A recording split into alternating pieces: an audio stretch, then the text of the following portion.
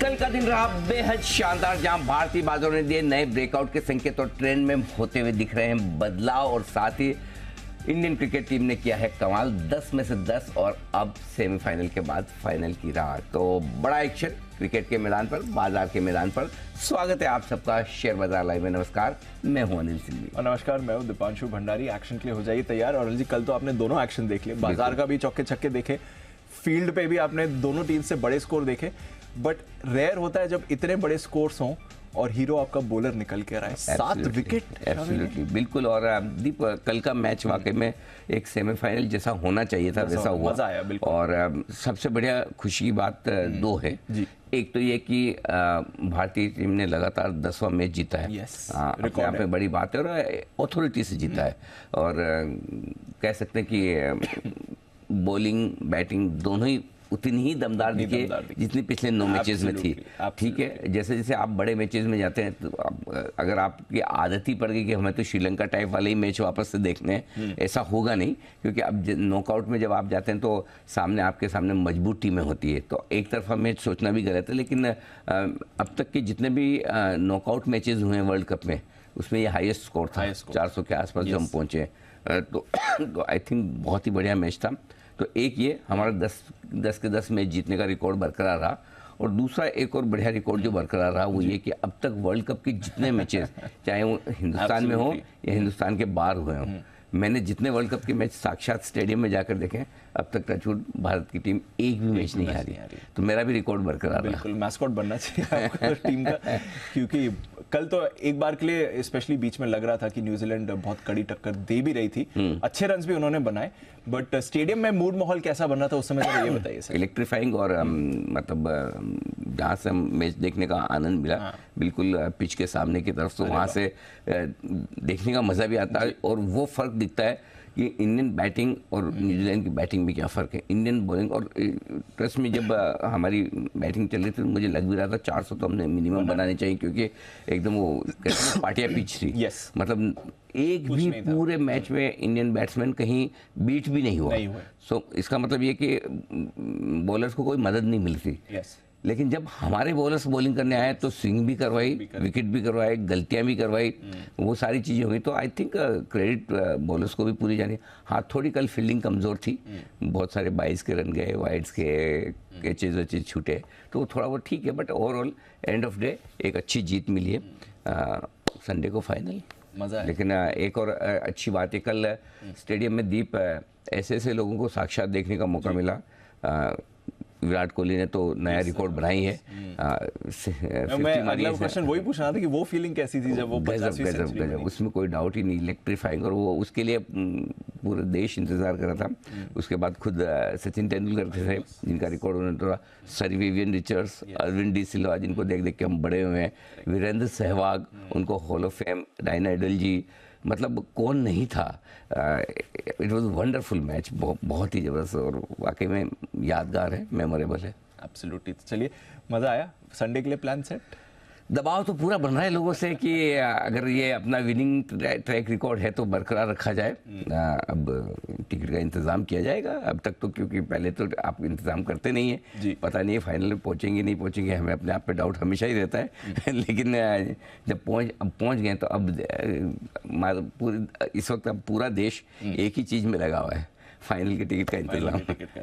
Absolutely. तो और वैसे संडे को है, तो लेट्स सी। अहमदाबाद में, बिल्कुल। चलिए, तैयार हो जाइए। जाने की तैयारी पूरी। टिकट्स तो है, टिकट्स हैं। हाँ, फ्लाइट टिकट्स हो चुके हैं। मैच की टिकट ही बाकी है। वो कई बार होता है ना कि भाई आपने तैयारियां कर ली, शादी की, हाँ कर ली, सब हॉल बुक कर लिया, कैटरर्स हो गया, ये हो गया, कपड़े सिलवा लिए, कपड़े सूट वूट, खाली लड़की फाइनल करना बाकी है। वैसे ही हमारा भी हाल है, बाकी सारी तैयारियां हो चुकी है, खाली फाइनल की टिकट्स की इंतजाम करना बाकी है। चलिए सर, आशा करते हैं जल्दी से जल्दी वो भी तैयार हो जाए। बट ज़बरदस्त रहा, और बढ़िया मूड आज सुबह सबका, पूरे भारत का बढ़िया मूड आज बना हुआ है। बताएं सर, फिर इस बढ़िया मूड में हमारे बाजार के लिए क्या कुछ इम्पोर्टेंट? कल मैं जब शो के बीच में से गया भी तो 2 वजह से गया था। एक तो ये थे कि इंडिया की बैटिंग शुरू हो गई थी, तो वो मिस नहीं करना चाहता, वो डिसीजन था। नहीं तो मैं थोड़ा लेट जाने के मूड में था। अगर पहले हमारी फील्डिंग होती तो मैं आराम से जाता। और दूसरा मुझे कॉन्फिडेंस था कि हमारे बाजार डे हाई पर बंद होंगे, जो हम कमेंट्री में बात करके गया था। मैंने कहा कि नहीं, ये 19,600 के नीचे जाने वाले ना 19,700 के ऊपर निकलेंगे। और आखिरी 1 घंटे में आपने जोर लगाकर 19,693 का हाई भी बनाया। बिल्कुल तो बिल्कुल। और 44,200 के आसपास बैंक निफ्टी भी बंद हुआ। तो इसलिए वो भी कॉन्फिडेंस था कि कोई आखिरी आधे 1 घंटे में कोई खास गड़बड़ होने वाली नहीं है, तो इसलिए मैं जा सकता हूँ। तो कल का तो एक्शन जबरदस्त था। और एक जिस बड़े ब्रेकआउट की जरूरत थी ट्रेंड बदलने के लिए, कल वो हमें मिला है। वो मिला है ना? कल वो हमें मिला है, क्योंकि मैं आपको लगातार कह रहा हूँ मुझे 19,500 के ऊपर की निफ्टी की क्लोजिंग और बैंक निफ्टी की क्लोजिंग मुझे 44,000 के ऊपर की चाहिए थी। निफ्टी की तो बहुत निर्णायक तरीके से मिली, 19,675 बहुत बढ़िया क्लोजिंग है, मतलब उसमें तो कोई ई फॉर्मेट वाली बात ही है। करेक्ट। बैंक निफ्टी 44,200, यहाँ पर भी 200 पॉइंट ऊपर की क्लोजिंग मिली है। अगर आज एक और कंफर्मेशन आ जाता है 44,050 के ऊपर की क्लोजिंग का भी, तब भी हमें कोई दिक्कत नहीं। सो मेरे ख्याल से दोनों ही निफ्टी और बैंक निफ्टी की क्लोजिंग बेहद मजबूत है, माफ़ कीजिएगा। और दूसरी चीज़ दीप, आज एक और बड़ा ऐलान मैं करने जा रहा हूँ। बताइए। ट्रेंड में बदलाव आज बदलेगा? बिल्कुल, मेरा तो सवाल ही था आपसे ये। बिल्कुल ट्रेंड बदलेगा ना? ट्रेंड बदलेगा बिल्कुल। तो अब 19,500 के ऊपर निफ्टी, 44,000 के ऊपर बैंक निफ्टी में बदलाव का ट्रेंड हमारा पॉजिटिव हो चुका है। जस्ट कंफर्मेशन के लिए आज एक और इन लेवल के ऊपर चाहिए, जो आराम से मिलेगी, कोई दिक्कत वाली बात है नहीं। सो आई थिंक अब ये ट्रेंड का बदलाव जो है पुराने हाइस की तरफ ले जाने की कोशिश बाजार को करेगा। मेरा अगला सवाल यही था कि अगर ट्रेंड बदल रहा है और पॉजिटिव भी हो गया, यहाँ से इंपॉर्टेंट लेवल्स भी दिख गए, तो फिर नया हाई बनेगा। और डीप सबसे बढ़िया बात क्या है कि इस मार्केट की आप देखिए, स्पीड बढ़ने और घटने की स्पीड बहुत बढ़िया है। राइट। आपने 20,200 का हाई बनाया, उसके बाद 18,837 तक के आप नीचे में आए जी, ठीक है। लेकिन बहुत आराम से हर एक लेवल पे आपको बेचने का मौका भी मिला, और वापस जब बढ़ रहे तो हर एक लेवल पे आपको खरीदने का मौका भी मिला। ऐसा नहीं कि कल गिफ्ट निफ्टी 250 दिखा रहा था, हम 250 ही खुल गए, 250 खुल गए, तो उसके बाद 250 वापस बढ़े नहीं, घट गए, आराम से खुले। डिप भी आया था, डिप भी आया। और हमने कहा भी कि शुरुआत के आधे घंटे में आपको एक डिप मिलेगी, क्योंकि बहुत सारे लोग गैप अप ओपनिंग का फायदा उठाकर प्रॉफिट बुक करते हैं। Correct sir. उसमें घुस जाना है, और अगर उसमें आप घुसे तो 100 पॉइंट वहां से भी मिल गए, 75 पॉइंट वहां से भी मिल गए। ट्रू। करेक्ट। तो मेरे ख्याल से बाजार का सबसे बढ़िया काम इस वक्त जो हो रहा है, एक स्पीड है और एक हर एक लेवल पे ट्रेड होना। क्या होता है, कभी भी gap up gap down opening अच्छी नहीं है बहुत ज़्यादा जी। लगता है अच्छा, अगर आप तेजी में और गैप अप ओपनिंग यार बढ़िया लगता है, अच्छा फील आता है कि आप, या फिर इन जनरल भी लोगों के पास स्टॉक होते हैं, मार्केट ऊपर खुलता है तो अच्छा लगता है। लेकिन सबसे खास बात क्या है, अगर बाजार स्क्रीन पर बढ़े और स्क्रीन पर घटे, ये बाजार के लिए बहुत जरूरी है। हर एक लेवल पर बायर और सेलर का मैच होना जरूरी है। दूसरी बात, गैप से ऊपर या नीचे ना हो। करेक्ट। तो बाजार की ओर ताकत होती है, और स्पीड धीमे हो जाए तो हर एक लेवल पे आपको कन्विक्शन बनाना पड़ता है। एक तरफा तेजी या एक तरफा मंदी में आपको दिमाग लगाने की जरूरत नहीं होती। करेक्ट है ना, आपको पता ही है, अरे कुछ भी लो बढ़ना ही है ना, या कुछ भी लो घटना ही, कुछ भी बेचो। ऐसे लेवल पे जब है ना मार्केट स्पीड धीमी करता है, तब आपको व्यू और कन्विक्शन बनाना होता है। तब आप है ना अनाप शनाप पैसा नहीं लगाते, तब सोच समझकर उतनी ही पोजीशन बनाते हैं जितनी आप मैनेज कर सकते हैं। करेक्ट। और ये इस मार्केट में होता हुआ दिख रहा है, और ये इस मार्केट की ताकत है। और इस वजह से इस मार्केट में अब भी ऊपर जाने की, अपसाइड की अच्छी खासी गुंजाइश है। तो हमारा व्यू वही है, पोजिशनली इस महीने के अंत तक के लिए हम अभी भी बाजार में तेजी की पोजीशन के साथ ही रहेंगे, बाय ऑन डिप्स की स्ट्रेटजी के साथ रहेंगे। जब तक कोई अहम लेवल के नीचे बाजार नहीं जाता, जो अभी काफ़ी दूर है, तब तक बाय ऑन डिप्स की स्ट्रेटजी रखनी। चलिए, तो आज के लिए एक ये भी और अच्छी चीज़ हो गई कि ट्रेंड आज से बदल रहा है। ट्रेंड आज से बाय ऑन डिप्स की स्ट्रैटेजी निकलनी है, जैसा अंजी ने कहा, अब नए हाइस की तरफ भी हम बढ़ रहे हैं। सर, बाजार पर एक और चीज़ की बात करनी है, उससे पहले ये जो इंपॉर्टेंट फ्लैश आ रहा है, टाटा टेक्नोलॉजीज IPOs तो खुल ही रहा है अगले हफ्ते 22 तारीख से, वो हमें पता था। प्राइस बैंड भी आ गया है, 475 से 500 का प्राइस बैंड अभी अभी ये आप आते हुए दिखाए। इस पर ऑफ कोर्स आपकी राय लेंगे अगले हफ्ते में, बट व्यू उस पर बिल्कुल अगले हफ्ते क्यों? अगले हफ्ते खुल रहा है ना? अच्छा, अगले अभी क्यों नहीं? अभी हाँ, तुरंत, मतलब दीप नेकी और पूछ अच्छे काम में देरी क्यों? देखिए, बहुत कम आमतौर पर आप ही मुझे पूछते हैं, मैं टालता हूँ कि मैं थोड़ा पढ़ूंगा, देखूंगा, बाद में बताऊंगा। अभी तो प्राइस बैंड है, अभी प्राइस बैंड है। कुछ IPO ऐसे होते हैं जिनकी तैयारी मैं भी एडवांस में करके रखता हूँ। तो आपको अभी से मैं कह देता हूँ, इस IPO में पैसा लगाना है। इस IPO में पैसा लगाना है, इस IPO में पैसा लगाना, तैयारी करके रख लीजिए। Got it. अभी के लिए आपके लिए इतना काफ़ी, बाकी विश्लेषण पूरा बन जाएगा जब आईपीओ खुलेगा। मैनेजमेंट से आज हमारी बातचीत भी होने वाली है, वो भी हम आपके सामने रखेंगे। लेकिन एक चीज़ समझ लीजिए, इस आईपीओ में आपको पैसा लगाना है, गॉट इट, बस। क्लियर है? हाँ बिल्कुल क्लियर। और इसलिए अभी से बता रहा हूँ, ऐसा बहुत कम ऐसे आईपीओ में होगा जहाँ प्राइस बैंड आने के वक्त मैं आपको बता दूँ कि पैसा लगाना चाहिए या नहीं। ये पैसा लगाने वाला आईपीओ डन। लंबे समय बाद टाटा ग्रुप की तरफ से एक कंपनी प्राइमरी मार्केट, शायद 17 साल में एग्जैक्ट निकालता हूँ, आई थिंक 17 साल है, 17 साल के बाद। और बहुत बढ़िया कंपनी है, शानदार बिजनेस मॉडल है। ग्रुप के बारे में देखने सोचने समझने की ज़रूरत ही नहीं है।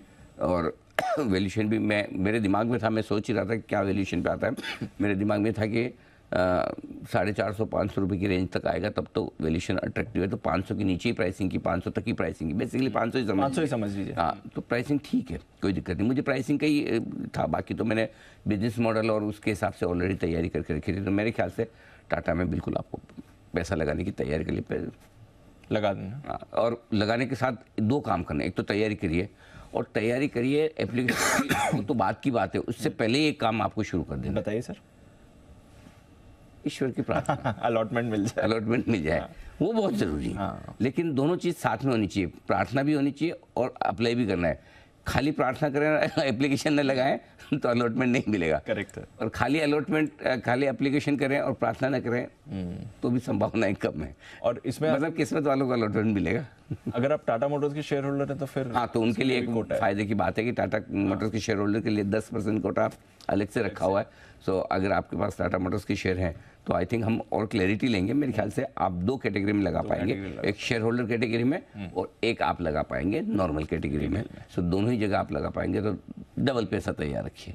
15,000 तैयार लगाना तो 15,000 ही, उससे ज़्यादा तो आना जाना, 30 शेयर आएंगे, आना जाना जो आए। मतलब वो मतलब आपको ईश्वर मंदिर जाते प्रसाद लेना, आप ये थोड़ी कहते मैं पूरा 1 किलो खाऊंगा। प्रसाद तो इतना ही मिलता है। हाँ। ये प्रसाद है, आपको जितना मिल रहा है खा लीजिए। पैसे लगाने ठीक है, तैयार हो जाइए। आज ही सलाह दे दी है वैसे अनिल जी ने। ऑफ कोर्स मैनेजमेंट से बात करेंगे, विश्लेषण करेंगे, डिटेल्स आपको बताएंगे, बट तैयार हो जाइए पैसा लगाने के लिए। 22 नवंबर को ये आईपीओ खुल रहा है। अच्छा सर, बाकी चीज़ों की बात कर ली, एक बार जरा आज के ग्लोबल संकेत भी बता दीजिए एक बार फिर से। चौथे दिन अमेरिका में तेजी देखिए, इंट्राडे में 35,000, 3 महीने। आज हमने आज के चारों ट्रिगर्स हमने देखी नहीं क्या? वो बात में फिर हम आगे निकल गए। मुझे भी अभी याद आया। तो चलिए, अमेरिका का जहाँ तक सवाल है जी, अमेरिका में 2 चीज़ें कल अच्छी हुई। एक, उनकी जो होलसेल महंगाई के आंकड़े पीपीआई कहा जाता है, वो आंकड़ा है, और वो बहुत ही गजब के आंकड़े आए थे। Yes sir. मेरे ख्याल से 1.3% के आसपास आए। उम्मीद 1.8-1.9% की थी। तो मतलब अगर आपको ये लग रहा है कि 3.3% वहाँ की महंगाई आनी थी और 3.2% आने से डाउ 500 पॉइंट उछल गया, उससे ज़्यादा बेहतर आंकड़े कल आए होलसेल महंगाई के। होलसेल महंगाई के आंकड़े तो मेरे ख्याल से मार्च 2020 के बाद के, अप्रैल 2020 के बाद के, यानी 3.5 साल के लोएस्ट लेवल पर आए। तो अमेरिका में महंगाई का भूत है जो पकड़ में आता हुआ दिख रहा है, पहली चीज। दूसरी चीज, रिटेल बिक्री के आंकड़े भी ढीले आए। वो ढीले ही आंकड़े चाहिए जी। अभी आजकल क्या है, फेड है ना, इसी से खुश होता है कि भाई चलो इकोनॉमी पे थोड़ा असर दिख रहा है ना, हमने जो किया हमारी दवा का असर पेशेंट पे नजर आना चाहिए। रिटेल बिक्री के आंकड़े थोड़े कमजोर आए, वो भी अच्छे। तो दोनों ही आंकड़े, एक और जहां महंगाई घटकर आई है और रिटेल सेल्स के आंकड़े घटकर आए, दोनों ही बाजार को पसंद आए। 1.9 के सामने 1.3 है। 60 बेसिस पॉइंट 2% के एस्टिमेट पे घटना बहुत बड़ी बात है। एक्चुअली देखा जाए तो ये होलसेल महंगाई से बेटर आंकड़ा है। हाँ, देखा जाए, लेकिन चूंकि अमेरिका पहले ही भाग चुका था, शायद लोगों को अंदाज लग गया था कि ये नंबर ऐसा ही आएगा। सो आई थिंक बहुत बढ़िया नंबर्स हैं, इसमें कोई डाउट नहीं है। सो अमेरिका में तेजी जो बनी है, और दूसरा नो डाउट थोड़े रिजल्ट्स जो आए कंपनियों के नतीजे, वो कंपनियों के नतीजे भी अच्छे रहे। तो कुल मिलाकर चौथे दिन लगातार आपका डाउ मजबूती के साथ बंद हुआ है। नैस्डैक मुश्किल से हरे निशान में बंद हुआ है, लेकिन ओवरऑल अमेरिका से अगर इससे बेहतर संकेत की आप उम्मीद करते तो this is expecting too much. जो आया बढ़िया है, और बढ़िया है, बहुत बढ़िया। तो चलिए, वहाँ से पूरा सहारा है। एक चीज़ और, हमने बाकी लेवल्स और ट्रेंड और चीज़ों की तो बात कर ली, बट डेटा में कल FIS का कैश में खरीदारी का आंकड़ा आया है। हाँ जी। और आई थिंक ऑलमोस्ट 3 हफ्ते से ज़्यादा 23 अक्टूबर था आखिरी बार जब FIS के कैश का खरीदारी का आंकड़ा आया था। 23 अक्टूबर को हमने आंकड़ा देखा था।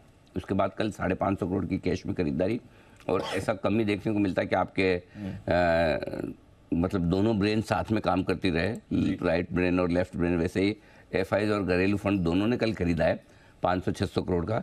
लेकिन मजेदार आंकड़ा ये नहीं है दीप, मजेदार आंकड़ा है फ्यूचर्स में। 4730 करोड़ के स्टॉक फ्यूचर्स, 4700 करोड़ के स्टॉक फ्यूचर्स में पिछली बार कब खरीदारी हुई थी। तो उस हिसाब से देखिए आप 5200 5300 करोड़ के स्टॉक्स में खरीदारी हुई है, सामने 350 करोड़ के इंडेक्स फ्यूचर्स खरीदे। सो आई थिंक कल के सेशन के हाईलाइट कैश मार्केट में 23 अक्टूबर के बाद आने वाला ये आंकड़ा नहीं है। कल की हाईलाइट 4700 करोड़ की स्टॉक फ्यूचर्स की खरीदारी है। यानी कि जब एफआईएस का लेने का मन होता है पहले वो फ्यूचर्स में शुरुआत करते हैं, बेचने का मन होता है पहले फ्यूचर्स से शुरुआत करते हैं। सो स्टॉक फ्यूचर्स के आंकड़े बहुत इंपॉर्टेंट है। और सबसे बड़ी बात क्या है दीप, इन आंकड़ों के दम पर एक कॉन्फिडेंस आपको आ जाना चाहिए, और वो ये कि अब अगर किसी वजह से हल्का फुल्का करेक्शन आएगा भी तो वहां पर नीचे आपको खरीदारी मिलेगी। तो कल के आंकड़े अगर मैं कहूँ अमेरिका से भी बेटर आंकड़े हैं। अमेरिका के बाजार मजबूती के साथ बंद हुए वो तो ठीक है, लेकिन कल के हमारे यहाँ जो आंकड़े हैं वो बहुत बढ़िया है। बहुत बढ़िया। हाँ ये इंपॉर्टेंट चीज़ है, ये यही आएंगे।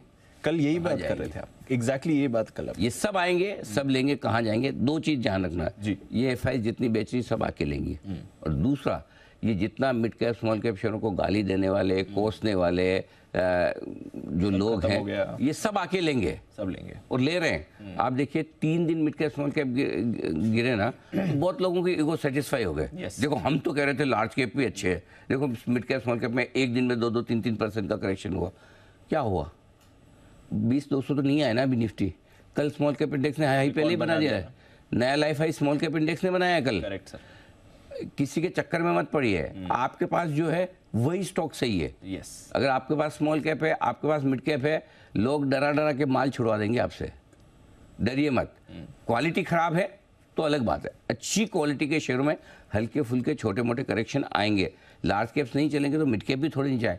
अब जिसको मिड कैप समझ में, जिसको लार्ज कैप समझ में आए लार्ज कैप ले, कोई दिक्कत थोड़ी है। वैल्यूएशन सस्ते हैं, बिल्कुल है। आपको वो पसंद आता लीजिए, आपको एफआईएस का मुकाबला करना है। करेक्ट, हमारे रिटेल इन्वेस्टर को थोड़ी एफआईएस का मुकाबला करना है। एग्जैक्टली भाई अल्टीमेटली आपका लार्ज कैप मिड कैप से क्या लेना देना है, आपका पैसा बनना चाहिए। पैसा कहाँ बन रहा है, कैसे बन रहा है? मैं एक ही चीज़ बोलता हूँ, खराब क्वालिटी मत लीजिए, ठीक है, और बहुत ज़्यादा हाई वैल्यूएशन वाले मत लीजिए, और तीसरा इस तिमाही में जिसके नतीजे खराब आए उनके मत लीजिए।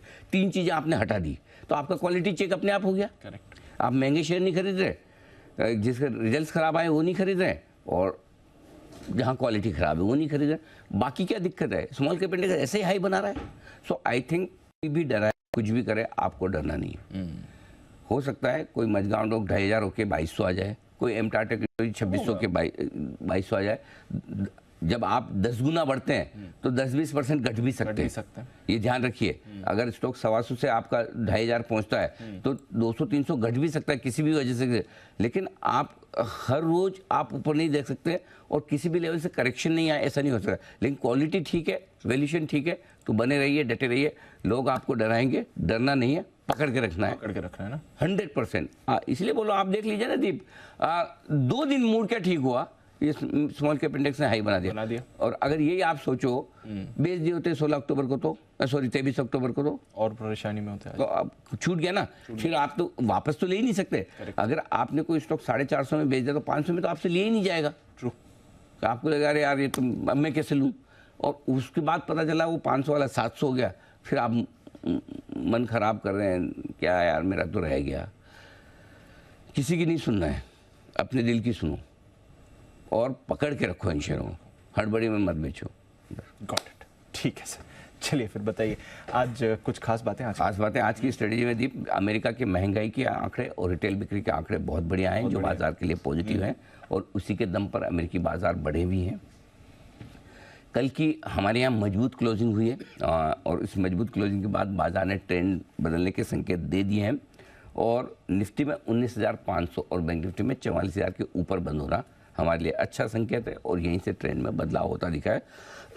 अब आज से हमारा ट्रेंड न्यूट्रल से पॉजिटिव हो चुका है। 23 अक्टूबर के बाद एफआईएस ने पहली बार कैश में खरीदारी की, लेकिन उससे कहीं ज़्यादा महत्वपूर्ण आंकड़ा 4,731 करोड़ की स्टॉक फ्यूचर्स में खरीदारी का है। लेकिन इन सब के साथ एक चीज़ बहुत इंपॉर्टेंट है दीप, और वो ये है, अभी भी इंडेक्स लॉन्ग पोजीशन 20% पर ही है, 12 से 20% ही पहुंचे। तो अभी भी इंडेक्स में तो बहुत गुंजाइश है एफआईएस की तरफ से लॉन्ग पोजीशन बढ़ाने का या शॉर्ट पोजीशन कम करने का, तो चिंता न करें। अब ऐसी सिचुएशन में बाजार खुलने के बाद पहले सपोर्ट लेवल से ही आपको खरीदारी शुरू कर देनी चाहिए। और वो पहला सपोर्ट लेवल क्या है वो मैं अभी भी बताऊंगा, 9:08 पे भी बताऊंगा, जहां मार्केट प्री ओपनिंग सेशन में सेटल होंगे। ये आज की आपके लिए कमेंट्री है। आज के संकेत positive positive positive neutral positive positive, यानी 6 में से 5 पॉजिटिव है, सिर्फ एफएनओ के संकेत न्यूट्रल है। अब इससे ज़्यादा आपको क्या सुनना है? एब्सोल्युटली, और ट्रेंड पॉजिटिव हो गया। इसका मतलब ये नहीं कि मार्केट नीचे नहीं आ सकता है, 25 पॉइंट ऊपर खुल रहा है, लाल में भी आ सकता है। आए, आपको तो ये सोचना है कि आए।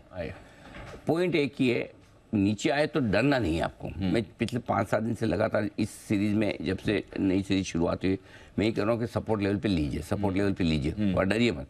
बेचने का ख्याल नहीं आना चाहिए, प्रॉफिट बुक करो और सपोर्ट लेवल पे लो, प्रॉफिट बुक करो, सपोर्ट लेवल पे लो, ये स्ट्रेटजी से चलेंगे। ठीक है सर। 19,575 19,625 पहला सपोर्ट लेवल है। अगर आज इस रेंज में मिले, यहीं पर खरीदारी आपकी बनेगी। इसके ठीक नीचे 19,500 550 स्ट्रॉन्ग बाय जोन आपका निकल कर आता है। 700 750 हायर जोन है, और वहाँ से अगर पार करके निकले तो 19,775 19,840 ये वो रेंज है जहाँ आप प्रॉफिट बुकिंग करके आराम से बैठिए शांति से, एक बार वहाँ बेच सकते हैं। वहाँ पर ऊपर तरफ जहाँ बेचना है, क्यों बेचना है, क्यों देखना है? लो मालूम है 16 अक्टूबर का 750 18,837, और ये हाई लेवल क्या है 19,840। 37-40 से एक ही बात है, पूरे 1000 पॉइंट की एक तरफा तेजी।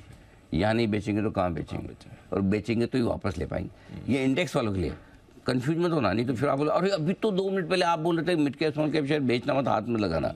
वो अलग चीज़ है, ये अलग चीज़ है। इंडेक्स की बात हो रही है, ट्रेडर्स की बात, ये ट्रेडर्स की बात हो रही है, वो इन्वेस्टर की बात हो रही है। अपने आप को पहचानो, आप क्या कर रहे हो। आप पैसा लगा के बैठे हो, वो काम का है आपका। ट्रेड कर रहे हो, ये काम का है। तो यहाँ पे जरूर बेचना है। 775 840 पक्का बेचिए। बैंक निफ्टी 44,000 44,150 पहला सपोर्ट जोन है। इसके ठीक नीचे 43,800 43,900 स्ट्रॉन्ग बाय जोन निकल कर आता है। इस रेंज में आए तो जरूर खरीदिए।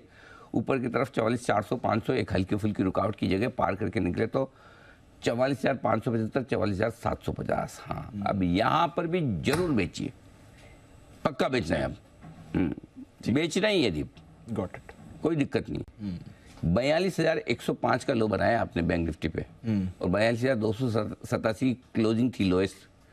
वहां से आप यहाँ आ गए 44,000, करेक्ट, और 44,700 800 आ जाएंगे तो फिर वहां पे आपको बेचना भी है। दोनों काम करिए, डरिए मत, लेवल से करिए।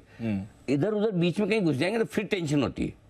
अगर सही लेवल का इंतजार करके, मैं फिर वही बोल रहा हूँ, वैसे शिकारी बनिए। आप बैठ जाइए अपनी पोजीशन लेकर, बोले शिकार खुद चल के आएगा, मेरी रेंज में आएगा तो ही मैं शिकार करूंगा। निफ्टी बैंक निफ्टी मेरे लेवल पे आएगा, मेरी रेंज में आएगा तो ही मैं खरीदूंगा या बेचूंगा, नहीं तो मैं आराम से बैठा हूँ। Got it.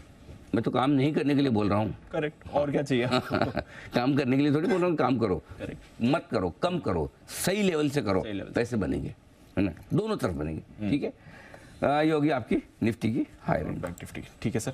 By the way 250 point की रैली हुई है निफ्टी में, बट एफआईएस की जो पोजीशन है सिर्फ 1% ऊपर गई है जी।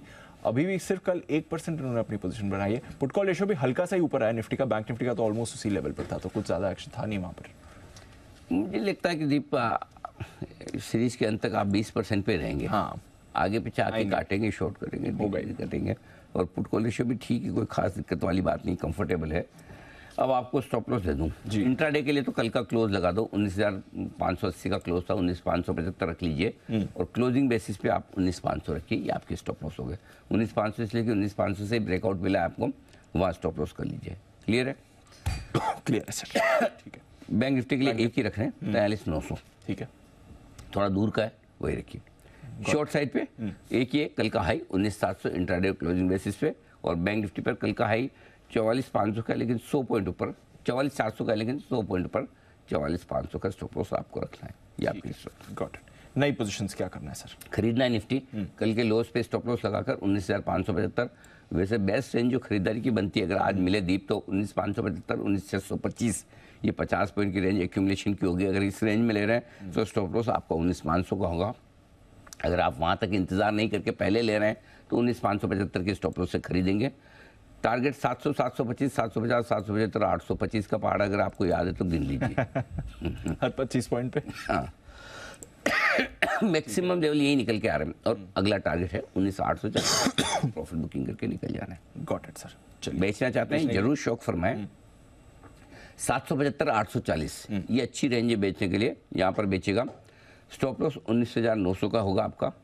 टारगेट 19,725, 700, 675 तीन छोटे टारगेट है, 625, 600, 575 तीन बड़े टारगेट। बस इसके लिए भी क्वाली भी करनी है। ठीक है, बैंक निफ्टी खरीदना है और खरीदने के लिए दीप बढ़िया जगह तो ये कि 44,000, 43,900, 44,050 की रेंज में मिल जाए, कह नहीं क्या आए तो ठीक है, नहीं तो 43,900 की स्टॉप लॉस से लेना है। दोनों में से जो भी समझ लो। अगर इस रेंज में ले रहे हैं तो स्टॉप लॉस आप 43,800 कर लीजिए और वैसे ही ले रहे हैं तो 43,900 का स्टॉप लॉस होगा। टारगेट 44,175, 275 दो छोटे टारगेट है, 350, 402 मीडियम टारगेट है, 475, 575 और वैसे आगे 750 तक के टारगेट बनते हैं। तो ये आपके लिए रेंज हो गई। जो लोग बेचना चाहते हैं बैंक निफ्टी आज बेचने का एक चांस ले सकते हैं। बेचना कहाँ है? 44,500 से 44,700 की रेंज में एक चांस ले लीजिए, 2 टुकड़ों में बेच दीजिए। ठीक है, 44,825 का स्टॉप लॉस लगाकर बेचिए एक बार, कोई दिक्कत नहीं। थोड़ा ऊपर में बेचिए भी, कोई ये अच्छी जगह है बेचने के लिए, है ना। 44,425, 350 दो छोटे टारगेट है, 275, 202 मीडियम टारगेट है और 44,050 तक के फाइनल टारगेट के लिए भी क्वाली भी की। आज कल आपको याद होगा, कल मैंने शॉर्ट कॉल नहीं दिया था जी, याद है, क्योंकि मुझे लग रहा था कि आपको ज़्यादा शॉर्ट करके मिलेगी नहीं जगह और मिला भी नहीं और कल डेज हाई पे बंद हुआ। तो आज आपको ऊपर में शॉर्ट करने को मिले मौका तो करिए। आज कल नहीं था तो मैंने कल नहीं दिया, आज लग रहा है कि ऊपर में एक बार आप शॉर्ट भी कर सकते हैं चाहें तो बिल्कुल कर लीजिए। ठीक है सर। बैन लिस्ट में भी बदलाव हो गए। एमसीएक्स एक दिन के लिए बाहर गया था, आज फिर से बैन में आ गया है, बट चंबल और मन्नापुरम ये दोनों बैन से बाहर आ गए हैं। हिंदुस्तान कॉपर, इंडिया बुल्स दोनों स्टॉक हाल ही में हमारे रिकमेंडेशन लिस्ट में है। चंबल तो हम लगातार इवन दिवाली ऑफर में भी रिकमेंड कर रहे थे और कल देखिए कल अच्छा खासा मजबूती के साथ बंद हुआ। मन्नापुरम भी कल हमारा स्टॉक ऑफ द डे था, 7.5% ऊपर, बढ़िया मूव आई उस पर। तो यह है बैन से बदलाव भी हुए हैं। कोई और इंपॉर्टेंट डेटा सर लेवल्स के लिहाज से? लेवल के लिहाज से दीप 19,700 में एक और ब्रेक लेवल है, वहाँ पर आप खुलेंगे। 19,700 के ऊपर है और मजबूत, 19,700 के नीचे तो हल्के फुल्के मतलब सारा 19,600 नीचे स्ट्रॉन्ग सपोर्ट है, 19,800 हाईएस्ट ओपन इंटरेस्ट। तो 200 पॉइंट रेंज वेल डिफाइंड, 19,600 19,800 वायदा कारोबार के लिहाज से और 19,700 बीच में मेक और ब्रेक लेवल। बैंक निफ्टी के डेटा कल चूंकि वीकली एक्सपायरी हो चुकी है, today not worth discussing. Got it sir. ठीक है, they don't deserve our time, but something deserves our time और इंपॉर्टेंट डेवलपमेंट हुआ है कल। इस स्टॉक पर प्रेशर भी था, आइए इस पर करने हैं चर्चा। बिगुल पहले अनिल जी के लिए स्टॉक ऑफ द डे का।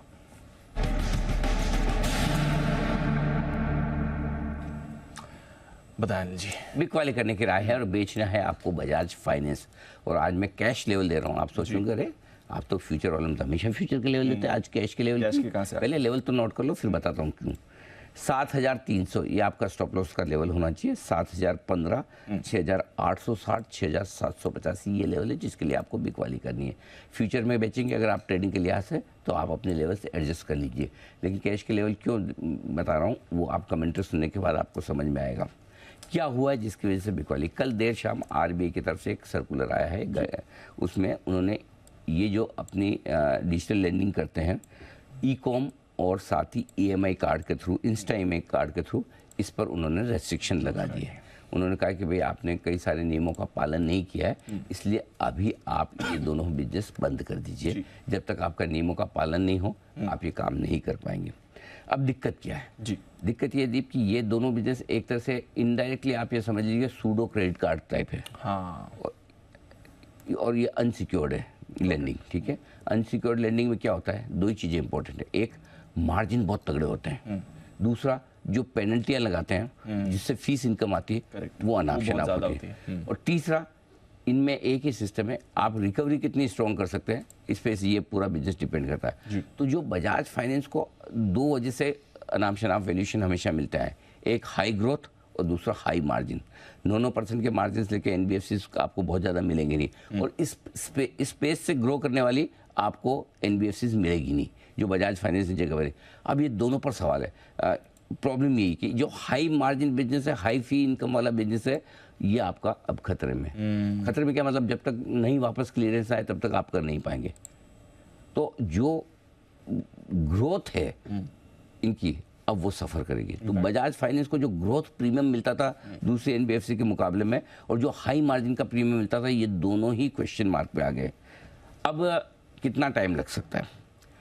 ऐसा एक एक्शन पहले एचडीएफसी बैंक पे हुआ था। एचडीएफसी बैंक को 15 महीने लगे रिजोल्व करने ऐप पे जब आई थी। एचडीएफसी बैंक उसको 15 महीने लगे थे। तो अब आप सोचो, मुझे नहीं पता 3 महीने में होगा, 6 महीने होगा, 15 महीने या 2 साल भी लग जाए इनको, लेकिन जल्दी तो नहीं होने वाला है। ये तो मान के चलो इतना जल्दी तो नहीं होगा ये। और अगर इसको पूरा इसको रिजोल्व होने में टाइम लगा तो बजाज फाइनेंस के लिए ये धीरे धीरे मामला गड़बड़ होगा। अब इसमें 2 चीज़ें हैं जो बजाज फाइनेंस को लेकर हमेशा से चिंता में रही है। एक आपको याद होगा जब जियो फाइनेंशियल की लॉन्च हुई थी, तब भी लोगों को लगा कि यार बजाज फाइनेंस के लिए तो बड़ा कंपटीशन आएगा, क्या होगा क्या नहीं होगा, लेकिन तब भी बजाज फाइनेंस घटा नहीं ज़्यादा और वापस बढ़ गया। लेकिन अब ये 2 समस्याएं इनके लिए, एक और आपके लिए रेगुलेटरी एक्शन हो रहा है, दूसरी ओर आपके लिए बहुत तगड़ा कॉम्पिटिशन है। दोनों को एक साथ बजाज फाइनेंस झेल पाएगा क्या, ये क्वेश्चन मार्क है। ये बजाज फाइनेंस का मैनेजमेंट आगे प्रूव करके दिखाएगा तो ठीक है, नहीं तो एक और आपके लिए बिजनेस करने का। और मैं आपको ये बता सकता हूँ दीप, ये जो है जो एक्शन हुआ है ना, इस एक्शन के को देख के कई सारे ऐसी दूसरी एनबीएफसी बैंक होंगे, इसको हाथों हाथ लेंगे, स्ट्रेटेजी बनाएंगे, ये धंधा कैसे बजाज फाइनेंस का हमारे पास आ जाए। ये प्राइवेट सेक्टर बैंक्स भी करेंगे और दूसरी एनबीएफसी भी करने की कोशिश करेंगे। मतलब उनके लिए तो मतलब ये गोल्डन चांस है, अगर अभी नहीं ले पाए तो कभी नहीं ले पाएंगे।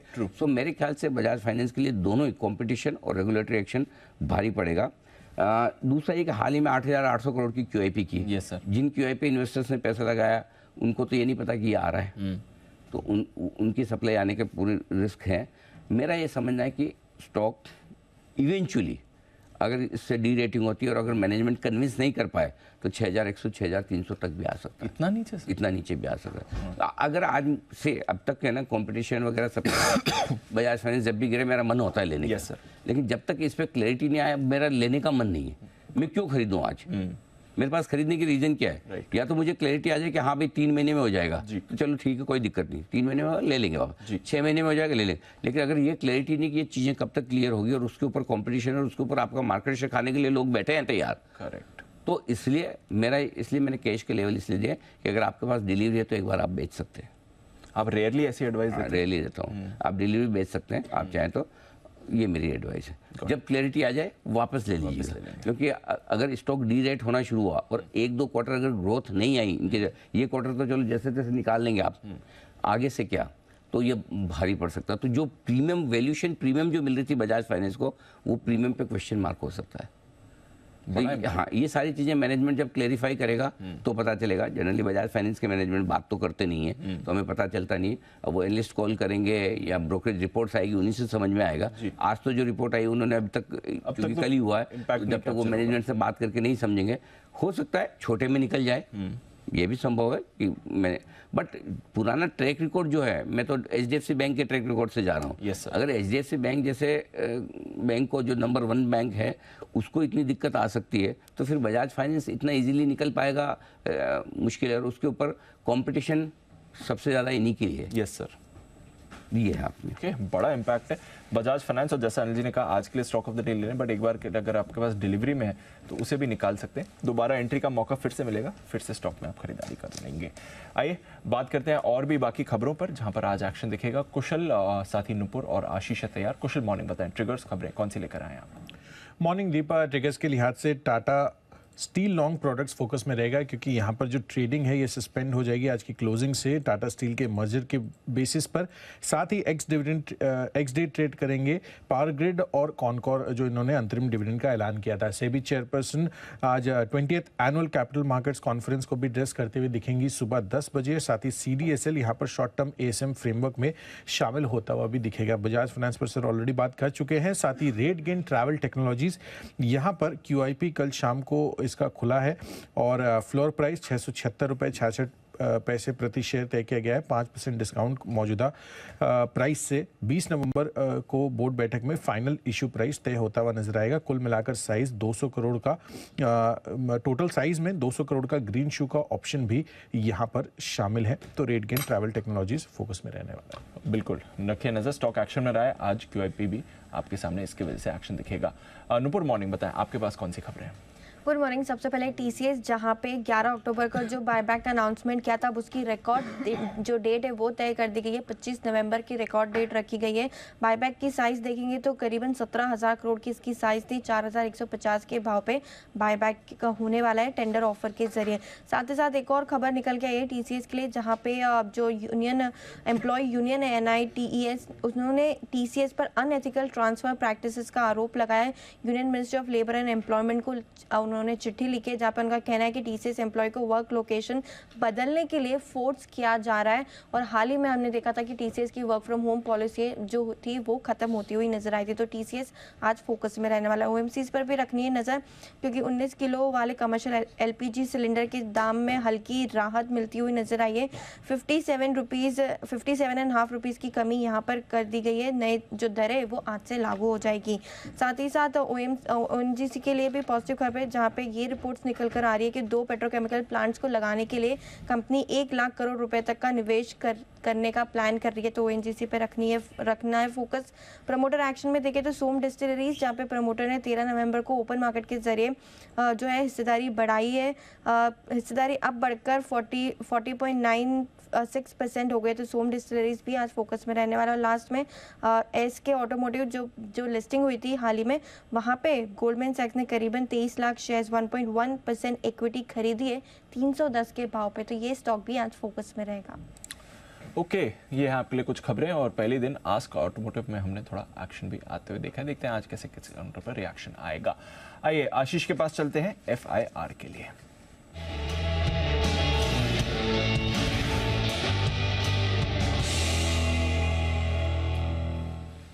मॉर्निंग आशीष, कौन सी रिपोर्ट्स लेकर आए हैं? पांचों बजाज फाइनेंस यहाँ पर सबकी नजरें। CLSA की तरफ से रिपोर्ट आई है। रेटिंग और टारगेट प्राइस में कोई भी बदलाव नहीं है। खरीदारी किराए के साथ टारगेट दिया है 9,500 का, 7,224 रुपये पे भाव चल रहा है। ये मान रहे कि एक ऑपरेशनल ब्रीच है, कोई RBI की तरफ से गाइडलाइंस का बड़ा उल्लंघन नहीं है, लेकिन मान रहे कि समय लग जाएगा इस चीज़ को रिजॉल्व होने में। इनका अनुमान है कि करीब 1 से 2 क्वार्टर तक समय लग सकता है।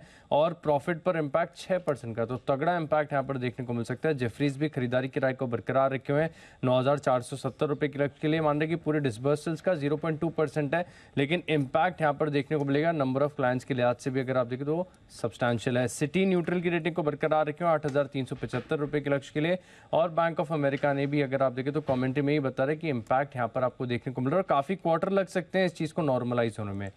SBI life Morgan Stanley overweight की रेटिंग को बरकरार रखे हुए 1,650 रुपये के लक्ष्य के लिए 1,357 रुपये का भाव चल रहा है। और ये मान रहे कि मैनेजमेंट ने जो गाइडेंस दी है AP ग्रोथ की करीब 18 से 20% और VNB मार्जिन गाइडेंस जो है 28 से 30% की गाइडेंस है, अपने आप में काफ़ी अच्छी है। ONGC खबरों में भी है स्टॉक। यहाँ पर अगर आप देखें तो मॉर्गन स्टैनली ओवरवेट की रेटिंग को बरकरार रखें 200 रुपये का भाव, 216 रुपये का टारगेट। और अंत में PB फिनटेक, यहाँ पर मॉर्गन स्टैनली ओवरवेट की रेटिंग को बरकरार रखें 765 रुपये का भाव चल रहा है, 910 रुपये का अच्छा टारगेट दिया। हो गई सब? नहीं है सर। क्या बात कर रहे हैं, बस? Yes sir. आपकी परफॉर्मेंस को देखते हुए लग रहा है कल और भी कम होगी। अनलेस की कोई खबर ही आ जाए तब तो अलग बात है। बट ठीक है, सारी रिसर्च रिपोर्ट्स ऑलरेडी आई चुकी है नतीजे के बाद, तो अब कहीं ना कहीं कोई ना कुछ एक्शन होगा तो ये रिपोर्ट्स आपको देखने को मिलेगी। फिलहाल यही हैं रिपोर्ट्स जो आपके सामने लेकर आए हैं। आशीष, एक इंटरेस्टिंग चीज़ है दीप, नो डाउट बजाज फाइनेंस में ज़्यादा टारगेट्स किसी ने घटाए नहीं, अभी तक मेंटेन रखे हैं। क्वेश्चन मार्क सब लगा रहे हैं बिजनेस में क्या हो सकता है। यही सबसे इम्पोर्टेंट है कि मैनेजमेंट किस तरह से कन्विंस करता है और आगे रिजल्ट्स में इम्पैक्ट आता है। नहीं तो क्या फिर जैसे ही अगर मार्च तिमाही वाले रिजल्ट्स में इम्पैक्ट आना शुरू हुआ फिर सब टारगेट घटाना शुरू करेंगे बाद में। ट्रू, हाँ, तो वो देखना ही इंटरेस्टिंग होगा। आइए स्वागत किया जाए हमारे सारे मेहमानों का। वक्त है पिक ऑफ द डे का।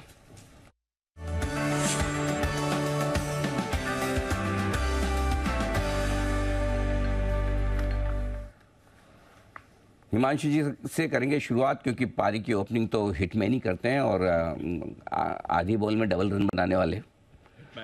कल मतलब शुरुआत के 5 ओवर में ही रोहित शर्मा जी ने बता दिया था कि भाई देखो पिच कैसी है और इसको कैसे खेलना है। तो एक वो मूड माहौल सेट हो जाए ना, तो उसके बाद में फिर बाद वाले पीछे वाले तो अपने आप कर ही लेते हैं। हिमांशु जी सेट करिए आज का टोन। सुप्रभात अनिल जी, सभी को सुप्रभात। अनिल जी देखिए, हम तो यहाँ पर क्लोजिंग शो कर रहे थे तो लाइव पारी का आनंद ले नहीं पाए इवेंट की, तो 3:30 के बाद तो केएल राहुल और कोहली की बैटिंग एंजॉय कर पाए। एनीवेज होपफुली आपने एंजॉय करा मैच कल का। तो आपके ब्याह पे गया था, मुझे मालूम है आप नहीं कर पा रहे हैं, इसलिए फिर मैंने कहा कि आपको ऐसा नहीं लगे कि मैं नहीं जा पाया तो मेरा कोई रिप्रेजेंटेटिव भी नहीं गया, तो मैं आपको ही वहाँ रिप्रेजेंट कर रहा था। बिल्कुल 100% आप ये मान के चलिए। बिल्कुल बिल्कुल सर। अनिल जी, आज का पिक ऑफ द डे है एचडीएफसी लाइफ, जिसमें खरीदारी करके चलना है। अभी तक कोई बहुत बड़ी मूव स्टॉक में नहीं देखने को मिली और काफी समय से एक साइडवेज कंसोलिडेशन में स्टॉक बनता हुआ नजर आया। बट अब जिस तरह का प्राइस फॉर्मेशन यहाँ पर बनता हुआ नजर आ रहा है, ऐसा लगता है कि ये स्टॉक एक कंसोलिडेशन से निकलने को तैयार है। And with in that consolidation अभी हम लोअर एंड पर हैं, तो रिस्क रिवॉर्ड काफी अट्रैक्टिव है। अगर ये एक बार को मोमेंटम पकड़ना शुरू करता है तो काफी अच्छे मूव्स आने वाले दिनों में स्टॉक में देखने को मिलेंगे। आज के लिए 628 रुपए के स्टॉप लॉस के साथ एचडीएफसी लाइफ में खरीदारी करनी है। 650 और 660 रुपए के दो टारगेट्स के लिए एचडीएफसी लाइफ रहेगा आज का pick of the day. Okay, HDFC life से करें शुरुआत। ये है राय आपके लिए आती दिख रही है। एसबीआई लाइफ की भी आज एक अच्छी रिपोर्ट आई है। एसबीआई लाइफ में 1650 के टारगेट रखे हैं, मॉर्गन स्टैनली ने 1350 के आसपास बंद हुआ, तो लगता है लाइफ इंश्योरेंस कंपनी पर थोड़ा एक्शन आज होने की उम्मीद। आइए सेठी साहब का भी किया जाए स्वागत। सेठी साहब सुप्रभात, बताएं सर आपका pick of the day. Good morning Anil ji, good morning Dipanshu. Anil ji, कल का दिन तो जबरदस्त था। बाजार में भी चौके छक्के लगे और मैदान में भी चौके छक्के लगे, और मैंने तो दोनों एक्शन को आधा आधा एंजॉय किया। सेकेंड हाफ से मार्केट के एक्शन को छोड़ के मैदान के एक्शन को एंजॉय किया। और रोहित शर्मा की जो अनिल जी आपकी पारी छूट गई थी वो मैंने पूरी देखी, जबरदस्त पारी थी। और कल कई सारे रिकॉर्ड्स बने। विराट कोहली जी ने जो सचिन तेंदुलकर का रिकॉर्ड तोड़ा, और जो एक सीन था जब दोनों गले मिले, जबरदस्त सीन था जी। अरे वाह, धुआंधार एक दिन और धुआंधार बल्लेबाज। ये 700 से ज्यादा रन्स देखे स्टेडियम में अनिल जी। हाँ, और 14 विकेट गिरते हुए देखे, और सारे ग्रेट थे वहां पे। अनिल जी भी उसमें थे अनिल जी। ये पूरे है ना सेठी साहब, फंडामेंटल रिसर्च पूरी लिया है। 14 विकेट, 750 रन, मतलब कोई चीज यहाँ पे भी एनालिसिस पूरा छोड़ा नहीं है, मतलब कंप्लीट सारी डिटेल्स के साथ। वाह गजब। तो सेठी साहब ने भी पूरा एंजॉय किया है, मजा आ गया सर। वाकई में मैच कमाल का था, और होना भी ऐसा ही चाहिए। वन साइडेड मैच देख देख के हम थोड़ा लग भी रहा था कि हल्का फुल्का तो कोई टक्कर वाला मिले। थोड़ी टेस्ट तो होनी चाहिए ना टीम फाइनल से पहले। और इसलिए दीप आज मैंने ना एक रील भी डाली है, कल शाम को डाली थी, कि मैंने लोगों से पूछा है, तो आप भी अपना जवाब दे सकते हैं कि आप इंडिया के सामने फाइनल में किसको देखना चाहते हैं, साउथ अफ्रीका या ऑस्ट्रेलिया। करेक्ट। अगर मुझे पूछे तो मेरा जवाब क्या है? मेरा जवाब ये है कि न ऑस्ट्रेलिया न साउथ अफ्रीका, कोई मजा नहीं है। मुझे चाहिए वर्ल्ड 11 सामने, जो सारी बाकी टीमें है ना, इन सबसे मिला के टीम बनाओ और फिर मुकाबला करो तो कुछ मजा आए। है ना, गुड आइडिया। जैसे हमारे सारे एक्सपर्ट हैं, इनसे मुकाबला करने वाले बच्चे नहीं, बाकी सारे चैनल से टीम बनाओ एक्सपर्ट्स की, और फिर इनके सामने बिठाओ तो थोड़ा कोई मुकाबला हो। बाकी इंडिविजुअली किसी से हो नहीं पाता, वैसा हाल है इंडियन टीम का। तो आप लोग एकदम इंडियन टीम की तरह कमाल कर रहे हैं, करते रहिए। बताएं सेठी साहब आपका पिक ऑफ द डे। हाँ बिल्कुल अनिल जी, काम थोड़ा कम किया है, कारण आपको मालूम है। हाँ कोई बात नहीं सर, हिमांशु जी से करवा लेंगे, टेंशन ना लो। बंसल जी भी छुट्टियां मार के आए, ये भी कुछ नहीं कर रहे, इनसे भी करवा लेंगे। जी, तो आज का मेरा पिक ऑफ द डे है, वो एक पसंदीदा स्टॉक है। टाटा मोटर्स में खरीदारी करने की सलाह है। एक बेहतरीन मोमेंटम में कल ये स्टॉक था, और जिस तरह के इस तिमाही के नतीजे हैं और जो ऑटो सेक्टर में एक तेजी चल रही है, उसका मुझे लगता है बहुत बड़ा बेनिफिशियरी टाटा मोटर्स होएगा। तो यहाँ पे खरीदारी करने की सलाह। आज का मेरा इसमें टारगेट है 685 का, स्टॉप लॉस रखना 660 रुपए का। तो टाटा मोटर्स से स्टॉक जहाँ खरीदारी करने की राय। लंबी छुट्टियों के बाद बंसल जी भी है हमारे साथ तैयार। सुप्रभात बंसल जी, स्वागत है आपका। बताएं sir pick of the day. सुप्रभात अनिल जी, सुप्रभात Deepanshu. Anil ji pick of the day नहीं अनिल जी, दो पिक लाया हूं, लेकिन अनिल जी जैसे सिटी साहब रिसर्च करके लाया अनिल जी, मैं क्रिकेट के ऊपर अनिल जी ऐसी रिसर्च करके लाया हूं जिसके बारे में अनिल जी आपने भी नहीं सोचा होगा ना। मतलब कि जैसे आप तो लाइव देखना चाहते हैं अनिल जी, कल बहुत समय बाद पूरा मैच अनिल जी स्टार्टिंग से एंड तक, मतलब कि 1:30 बजे से टॉस से पहले से मैं देख रहा था। तो कल एक चीज अनिल जी डिस्कवर करी, जब टीवी के ऊपर आप मैच देखते हैं, जो भी फास्ट मूविंग ऑब्जेक्ट होते हैं, जैसे बॉल होती है, उसकी अनिल जी शेडो देखने को मिलती है। जो बॉल होती है उसकी शेडो देखने को मिलती है। तो जो आप देख रहे हैं ना, बार बार आप शो छोड़ के चले जाते हैं लाइव मैच देखने, तो समझ में आ रहा है लाइव मैच का आनंद अलग है। जो लोग बोलते हैं टीवी पे ज्यादा मजा आता है, तो टीवी पे अनिल जी बॉल नहीं आपको आनंद लगा, मैं तो अपनी जिम्मेदारी निभा रहा हूँ। आनंद वानंद कुछ नहीं, मैं आप सोचो, मैं वही तो बता रहा हूँ बंसल जी, आप लेट जुड़े, आपने सुना नहीं। आज तक वर्ल्ड कप के जितने मैच मैंने देखे, चाहे इंडिया में देखो चाहे इंडिया के बाहर, एक भी मैच में हमारी टीम हारी नहीं है। अब आप बताओ फाइनल में जाऊँ कि ना जाऊँ?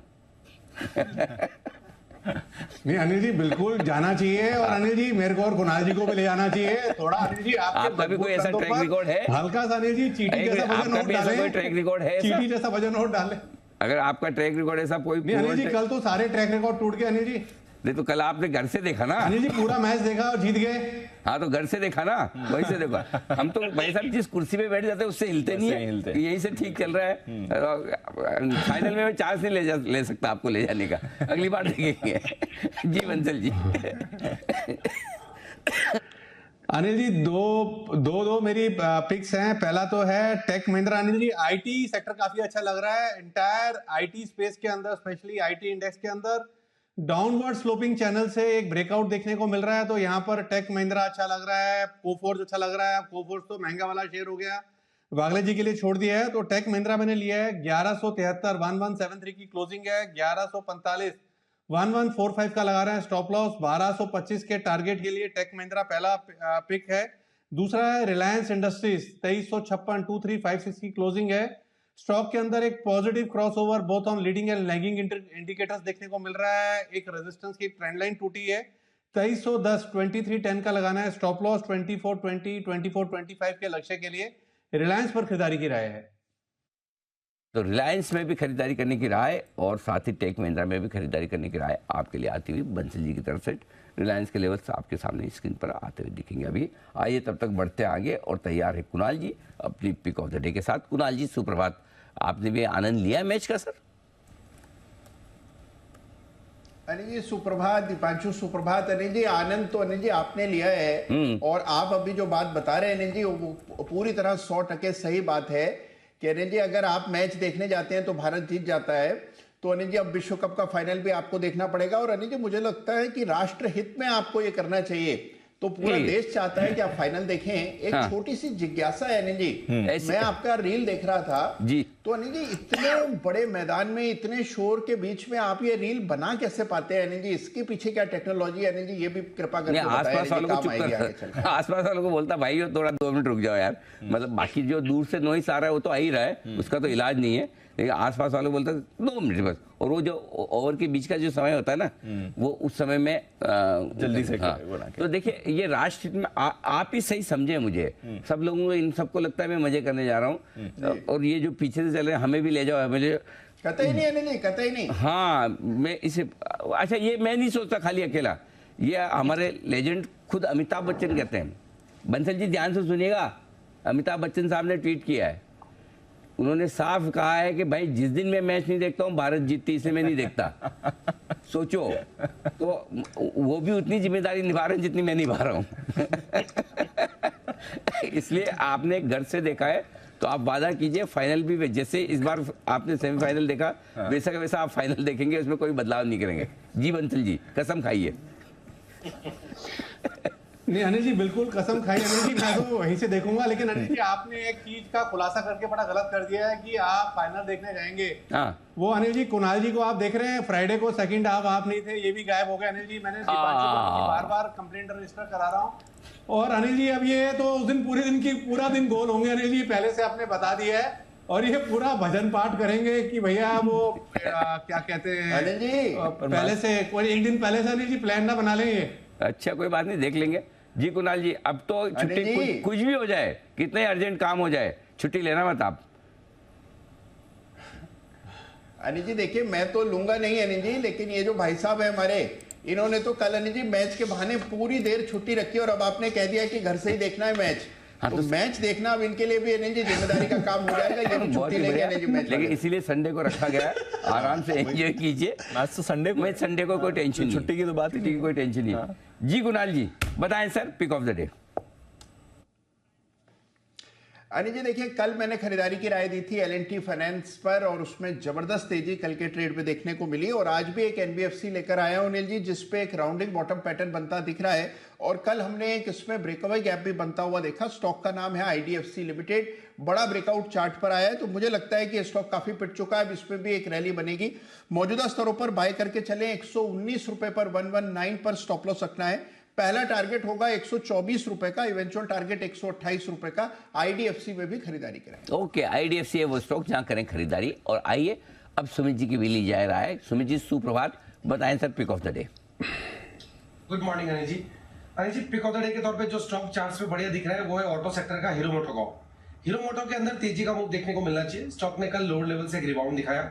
स्टॉक पिछले कुछ दिनों में साइडवेज था, लेकिन अब उसका ब्रेकआउट देखने को मिल रहा है। स्टॉक यहां से ऊपर में 3225 रुपए से लेके 3250 ये इमीडिएट शॉर्ट टर्म ट्रेडिंग के टारगेट है। पोजीशन टारगेट और ऊपर के देखने को मिल सकते हैं। कोई भी छोटा मोटा 10-20 रुपए का डिप आता है तो खरीदारी करें। 3170 3175 के आसपास खरीदारी कर सकते हैं। स्टॉक का जो नीचे में चार्ट्स के ऊपर सपोर्ट दिखाई दे रहा है वो 3120 3125 के पास है, तो 3125 के स्टॉप लॉस से हीरो मोटो में खरीदारी करें 3225 3250 के टारगेट्स के लिए। ओके, तो ये है आपके लिए हीरो मोटो जहां पर करनी है खरीदारी। सुमित जी की पिक आ रही है। कल ऑटोज में हमने बढ़िया मोमेंटम देखा भी था और आज भी लग रहा है कि ऑटोज ये मोमेंटम कैरी फॉरवर्ड कर सकते हैं।